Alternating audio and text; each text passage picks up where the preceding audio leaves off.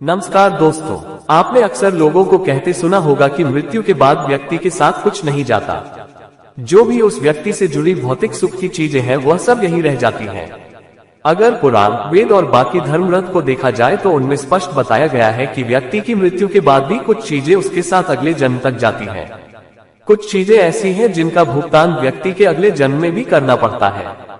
तो आइए जानते हैं ऐसी कौन सी 5 चीजें हैं जो मरने के बाद भी व्यक्ति के साथ जाती हैं। मृत्यु के बाद भी साथ जाता है ज्ञान। ज्ञान व्यक्ति को भीड़ में सबसे अलग करता है। ज्ञान के बल पर आप अपनी एक अलग पहचान और लोगों पर छाप छोड़ने में कामयाब रहते हैं। इसलिए अपनी मृत्यु से पहले आप जितना ज्ञान ले लेंगे वह आपके बहुत काम आएगा। दरअसल ऐसी मान्यता है कि जीवित रहते हुए व्यक्ति जो गुण सीख लेता है वह उसके साथ मृत्यु के बाद भी जाते हैं। इसलिए अपना समय खुद को अच्छा ज्ञान और गुण सीख में व्यस्त करें। श्री गीता में भी इस बात का जिक्र किया गया है कि ज्ञान और दान कभी नष्ट नहीं होता है। मृत्यु के बाद भी साथ जाता है कर्ज। धार्मिक ग्रंथों में बताया गया है कि कर्ज कभी भी व्यक्ति का पीछा नहीं छोड़ता।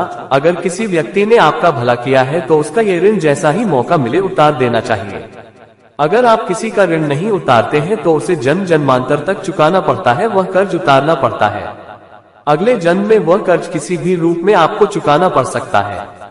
साथ अगर आपने किसी को कर्ज दिया है और उस व्यक्ति की मृत्यु कर्ज चुकाने से पहले ही हो जाती है तो आपको भी बार बार जन्म लेना पड़ सकता है।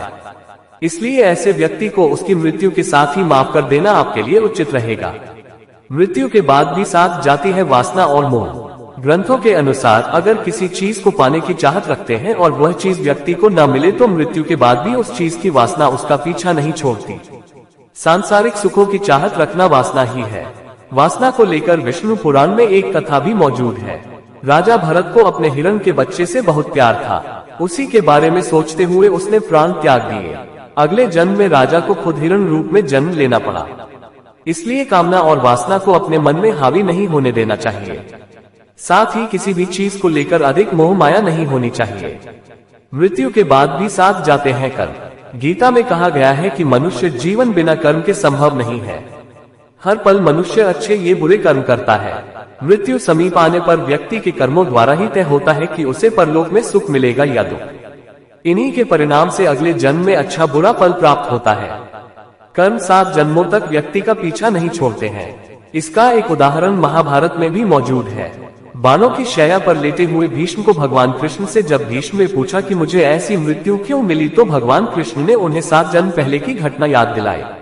7 जन्म पहले भीष्म ने एक अधमरे सांप को उठाकर नागफनी के कांटों पर फेंक दिया था। कर्म मनुष्य का कभी पीछा नहीं छोड़ते। मृत्यु के बाद भी साथ जाता है पुण्य। अपने अक्सर घर के बड़ों से सुना होगा कि दान और परोपकार कभी खाली नहीं जाता है। इसका जिक्र शास्त्रों में भी किया गया है। जीवन में अगर कोई अपरिचित व्यक्ति आपकी मदद करता है, इसका अर्थ है कि वह पिछले जन्म में आपके द्वारा किए गए दान और परोपकार को चुका रहा है। इसलिए दान पुण्य करते रहना चाहिए। ये व्यक्ति की मृत्यु के बाद भी इसके साथ जाते हैं। वीडियो को लाइक और सब्सक्राइब करें। धन्यवाद। जय श्री राम।